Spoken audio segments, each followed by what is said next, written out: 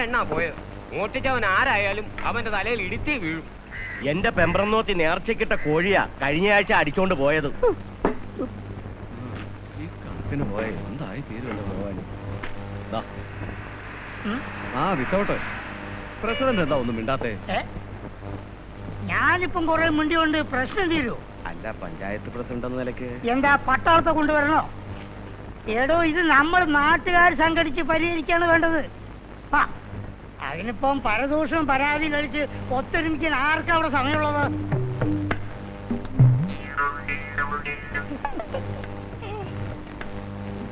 ഒരു 6 കഷ്ണം പുട്ട്. അല്ല, നമുക്ക് പോലീസിലൊന്ന് പരാതിപ്പെട്ടാലോ? എന്നിട്ട് വേണം ബാക്കി കോഴിയെ അവന്മാരെടുത്തുള്ളൂ. പ്രസിഡന്റ്, പുത്തൻ വീട്ടിൽ നിന്ന് 4 എണ്ണം കൊണ്ടുപോയി. കൊച്ചുകല്യാണന്റെ വീട്ടിൽ നിന്നും കൊണ്ടുപോയി. ഇനിയിപ്പം ആ തന്തയില്ലാത്തവന്മാർ എന്റെ വീട്ടിലെങ്ങനെ കയറി വന്നാ ഈ കാട്ടിലെ നാരായണന്റെ സ്വഭാവം ശരിക്കും ഞാൻ കാണിച്ചു കൊടുക്കും.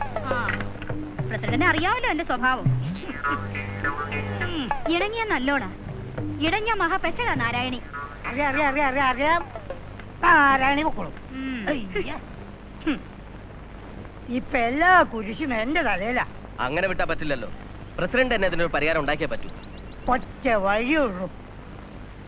ഇവരെ അങ്ങോട്ട് പിടിക്കാം. എന്നിട്ട് ഈ നാട്ടിലെ തൊഴിലില്ലാത്ത എല്ലാ ചെറുപ്പക്കാരെയും അങ്ങോട്ട് സംഘടിപ്പിക്കാം. കുറച്ച് ദിവസം ഉറക്കൊഴിയേണ്ട ഒരു പ്രശ്നമേ ഉള്ളൂ. കള്ളനെ നമുക്ക് കൈയോടെ പിടിക്കാം. അയ്യോ, ഞങ്ങൾക്ക് മൂക്കറ്റം പട്ടച്ചാരം അടിച്ച വല്ല പാണ്ടിക്കാരോ മറ്റോ ആയിരിക്കും. അവന്മാരെന്തും ചെയ്യാൻ പഠിക്കാത്തവന്മാരാ. അതിനും സാധ്യതയുണ്ട്. ഒന്ന് പോടോ. ഈ പെണ്ണുങ്ങൾ പോറ്റുന്ന കോഴിയെ മോട്ടിക്കാൻ മാത്രം അത്ര നാണം കെട്ടവരല്ല പാടിക്കാർ. കള്ളൻ ഈ നാട്ടുകാരൻ തന്നെയാ. നാട്ടുകാരായാലും വീട്ടുകാരായാലും ശരി, എന്തെങ്കിലും ആ ഹമുക്കുകളെ നമ്മുടെ കൈ കിട്ടും. കുയ്യാലിലെ ദേവണ്ടയിലെ കള്ളന്മാരെ കണ്ടെന്നാ പറയണേ. ഏതാണ്ട് കറുത്തു തടിച്ച് മുഖം മൂടിയൊക്കെ ഇട്ടാണത്രേ. അത് നമ്മളെ റിപ്പർ ചന്ദ്രനായിരിക്കും. ഇവന്റെ ഒരു മുഖം മൂടി. ഇതുവരെയുള്ള സംഭവവികാസങ്ങൾ അവലോകനം ചെയ്യുമ്പോൾ എല്ലാ വീടുകളിൽ നിന്നും 4 കോഴികൾ വീതമാണ് മോഷ്ടിക്കപ്പെട്ടത്. എന്റെ നിഗമനത്തിൽ മോഷ്ടാക്കൾ 4 പേരാകാനാണ് സാധ്യത. കാറും ബസ്സും കൂട്ടിയിടിച്ചതിന്റെ ഫലമായി ഗൗതമന്റെ 21 തലയ്ക്ക് സാരമായ പരിക്കേറ്റു. രാവണ് പോലും ഇല്ലല്ലോടോ 21 തല. അത് ഗൗതമൻ ബ്രാക്കറ്റില് 21 വയസ്സ് തലയ്ക്ക് പരിക്കേറ്റു. അല്ല, നിങ്ങൾക്ക് കഴിക്കാനൊന്നും വേണ്ടേ? കല്യാണം ഒഴിച്ച് എന്തും. താമസം ഉണ്ടോ? ക്ഷമിക്കണം, താമസത്തിന് സൗകര്യമില്ല ഇവിടെ.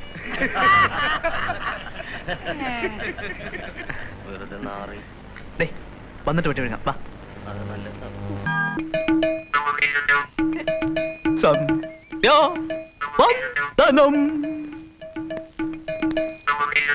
എടോ, അതിനിപ്പോ കാലത്ത് തന്നെ ഇങ്ങനെ കിടന്ന് അലറണോ? സന്ധ്യാസമയത്ത് വന്ന് തൊഴുതാ പോരെ? അതെ, അത്രേ ഉള്ളൂ. സന്ധ്യയാകുമ്പോ വരാം. ഇവിടെ തന്നെ കുത്തിയിരിക്കണേ. മുമ്പിൽ ഒരു ടൗലും വിരിച്ചോ, വല്ലതും കിട്ടും. എന്നിട്ട് അത് നിന്റെ വീട്ടിൽ കൊണ്ടുവന്ന് തരാം. ഒന്ന് പോടാ. കുഞ്ചു, കുഞ്ചു, എഴുന്നേക്കടാ, എഴുന്നേക്കാൻ. എന്താ? അച്ചോട്ടൻ ദേഷ്യപ്പെട്ടിരിക്കുക. എഴുന്നേക്കടാ. അച്ചോട്ടൻ ദേഷ്യപ്പെട്ട എനിക്കിപ്പോ.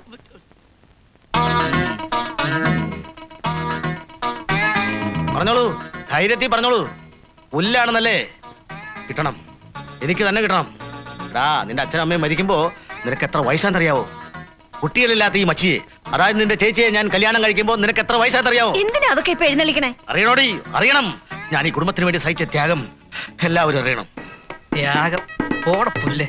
ആണും തൂണും ഇല്ലാത്ത കുടുംബത്തിൽ കയറി ആളായതും പോരാ അവന്റെ ഒരു ഒരക്കേമ്പിലെ ത്യാഗം. പോടെ. എന്താ നോക്കണേ?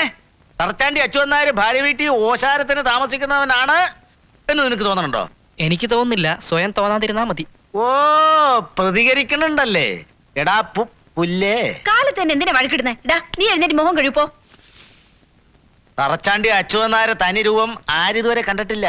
കൊന്നുകളയും ഞാൻ. ഇത് വലിയ കഷ്ടമായല്ലോ. കൊച്ചളിയോ, രാത്രി മുഴുവൻ തെണ്ടിത്തിരിഞ്ഞ് ക്ഷീണിച്ചു വന്ന് കിടന്ന് ഉറങ്ങുമ്പോ വിളിച്ചുണർത്തിയത് അയ്യന് ഇഷ്ടമായില്ല അല്ലേ?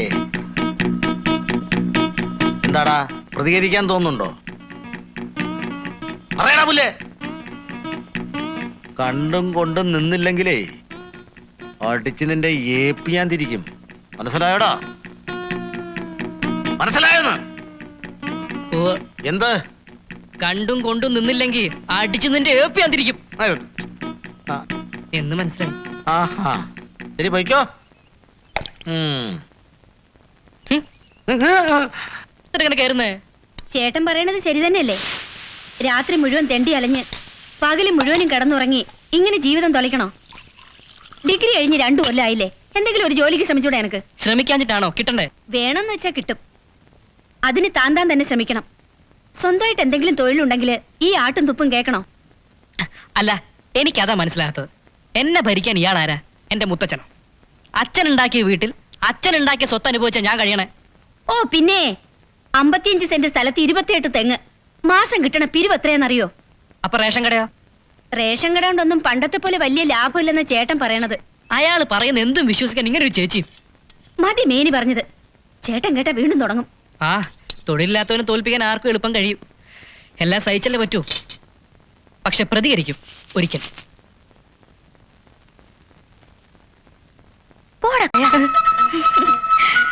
എത്ര ദിവസമായി കണ്ടിട്ട് മിണ്ടൂല ഞാൻ, സത്യം. ആ കുറുമ്പ് കാണിച്ചാലേ കടിച്ചു തിന്നാളെ ഞാൻ.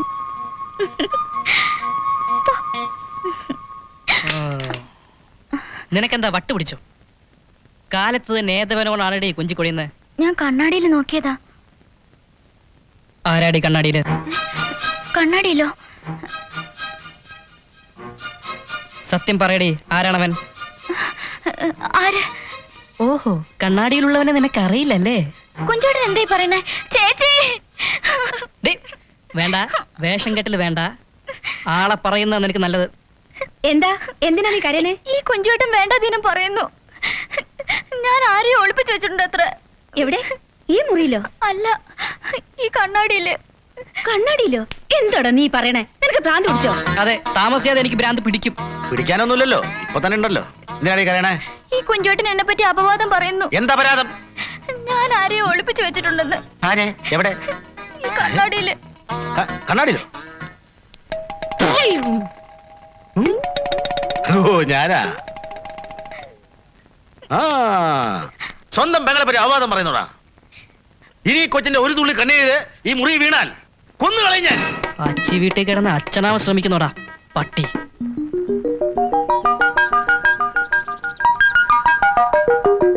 അമ്മേ കാണുന്നില്ലല്ലോ. വരുന്നു. എന്താ? എന്തിനാ ബഹളം വെക്കണേ? വെളുപ്പിലുള്ള ഗുളിക എവിടെ? വെളുപ്പിനുള്ള ഗുളികയോ? വെളുപ്പാകത്ത് ഒരിക്കുന്ന ഗുളിക എവിടെയെന്ന്? അത് ഇവിടെ എങ്ങാനും കാണും. വേറെ എവിടെ പോവാനാ? ആ കോന്തൻ എവിടെ? നാരായണൻ. നാരായണ. അല്ലെങ്കിൽ തന്നെ അവന് ചെവി കേൾക്കില്ല, പിന്നെ എങ്ങനെ വിളി കേൾക്കാനാ? നാരായണ. എന്തോ മുതലാളി എന്നെ വിളിച്ച? വിളിച്ചു. ഞാൻ വിചാരിച്ചു വിളിച്ചെന്ന്. ദൈവമേ, മുതലാളി വാഞ്ഞു പോയാ? പൊട്ടാ. നിന്റെ കുറച്ചെങ്കിലും കേൾക്കുന്ന കാതേതാ?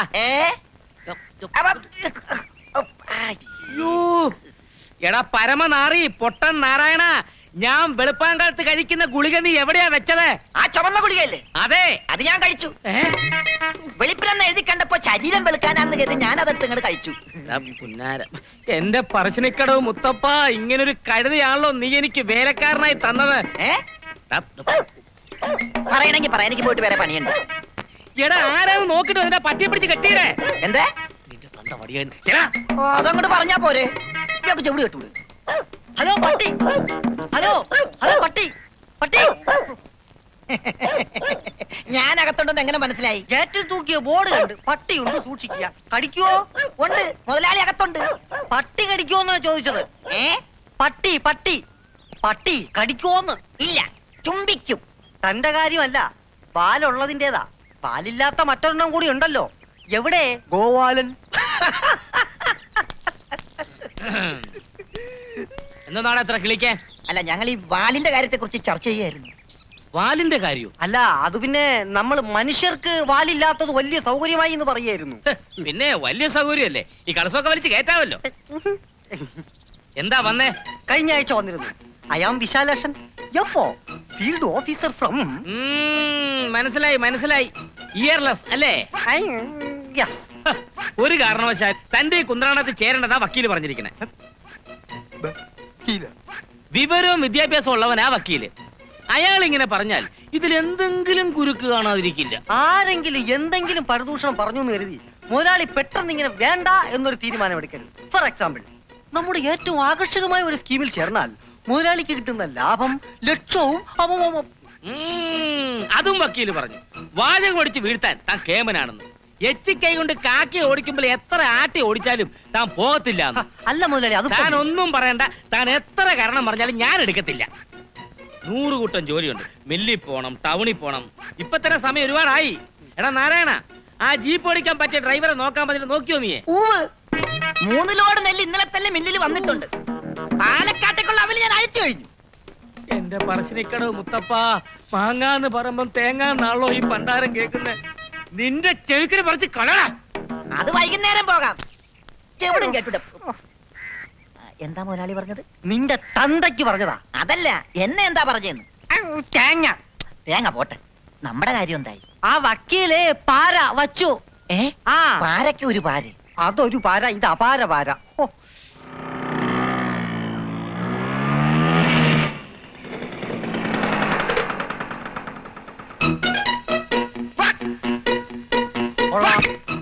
നന്നായിരിക്കുന്നു. പാറ വക്കീലാണെന്ന് അറിയാമായിരുന്നു, പക്ഷെ പാര വക്കീലാണെന്ന് ഇപ്പോഴാ മനസ്സിലായത്. പാരേ പാറയുമല്ല പാരയുമല്ല, വീറ വക്കീലാടാ പുല്ലേ. Good morning.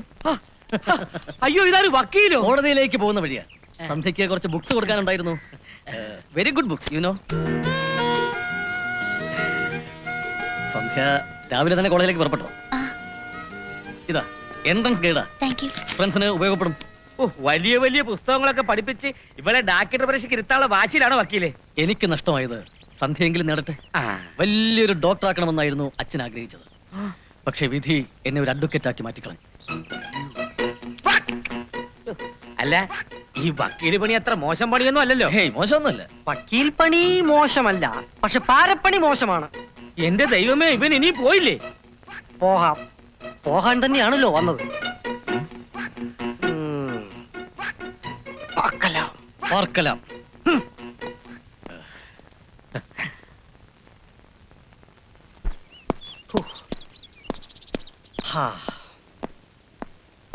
സോറി, ഞാൻ അല്പ ലേറ്റായി. സാരല്ല, ഞാൻ തന്നെ അങ്ങ് തുടങ്ങി.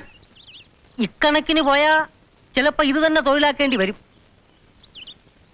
പാര, അസൽ പാര, വക്കീൽ പാര. പാരയോ? അതെ, ഗോപാലൻ മുതലാളിയുടെ വീട്ടിലെ നിത്യസന്ദർശകനായ വക്കീൽ സന്ധ്യയെ ദത്തെടുക്കാൻ തയ്യാറായിരിക്കുന്നു. താൻ എന്തായി പറയുന്നത്? അതേടാ, എന്റെ ഈ തൊഴിൽ സത്യമായിട്ട് ഞാൻ എന്റെ കണ്ണുകൊണ്ട് കണ്ടതാ. എന്തുകൊണ്ടു? ഒരു കെട്ട് പുസ്തകങ്ങളുമായി അയാൾ അവളെ കാണാൻ വന്നു. ആ കറുത്ത കോട്ടിട്ട കാട്ടാളൻ അവൾക്ക് നൽകിയ പുസ്തകങ്ങളുടെ താളുകൾക്കിടയിൽ ഒരു പ്രേമലേഖനം ഒളിപ്പിച്ചിട്ടില്ലെന്ന് എങ്ങനെ വിശ്വസിക്കും? മുരളി, അനുഭവത്തിൽ നിന്നാണ് ഞാനിത് പറയുന്നത്. നിറഞ്ഞ വെടിമരുന്നുകൾക്കരികിൽ ഒരു മുറി ബീഡി കൊളുത്താൻ പോലും തീപ്പട്ടി ഉരസാൻ ആരെ അനുവദിക്കരുത്. കംപ്ലീറ്റ് കത്തിപ്പോവും.